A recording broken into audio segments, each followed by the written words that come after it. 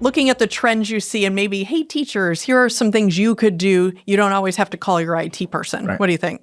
So most basic, the two biggest issues that we see are passwords. People forget their passwords.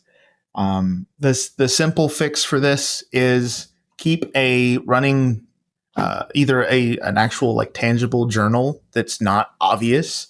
Not under the keyboard? Nope, never put a Post-it under your keyboard. Please don't do that. We actually talked about that in another episode where they said, don't ever, if they find that on the back of your keyboard, big problem. Asking for trouble when you do that. Don't do that. I keep a note on my phone.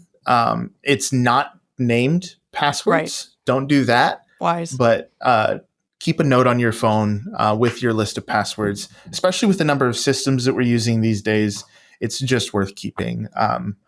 Most IT departments every IT department that I've worked on, we've had a master document that's been like password locked and password locked and password locked, but it keeps all of the documentation for all the accounts and passwords, just so that in the event that I'm hit by a bus, it's available. But that said, you can do the same thing. Keep your passwords secure, but do keep that written down so that you don't forget. Or so that you have it when you do forget.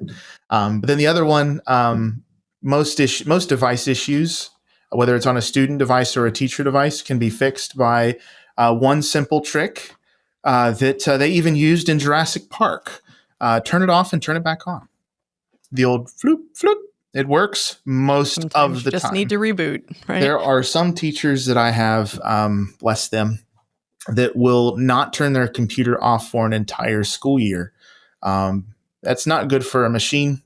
Think about your machine similar to your own body.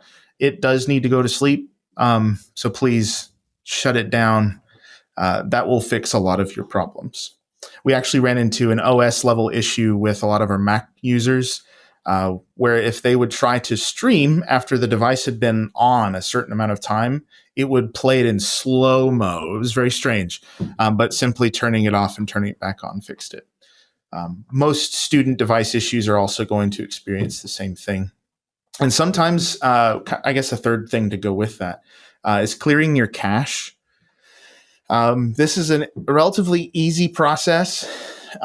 If you're using Chrome, well, I'm not going to walk you through the process, but I'm not showing my screen. We have so many Chrome users. You can tell them. Yeah.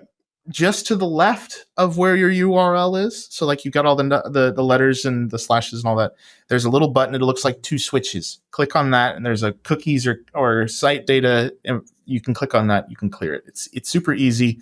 But it can also make a world of difference with just about every system that you're going to use. PC is Control H, right? Too. I think is that the quick keying. It is. Yeah, it's amazing how those browsers tend to think they can fix things for us, and sometimes it makes it worse. Yeah, so, absolutely. Yeah, good advice. Absolutely. That's great. Keep devices charged. If you're using a teacher device, don't keep it plugged in all the time. That's not good for its battery life. But I understand if it's necessary, it's necessary. But very practical, super practical. Enjoyed this short clip? That was just a sneak peek into a full episode on the Teacher Edition podcast. We are passionate about supporting Christian educators like you. Looking for more inspiration and practical strategies you could use today? Subscribe now wherever you get your podcasts. Brought to you by BJU Press.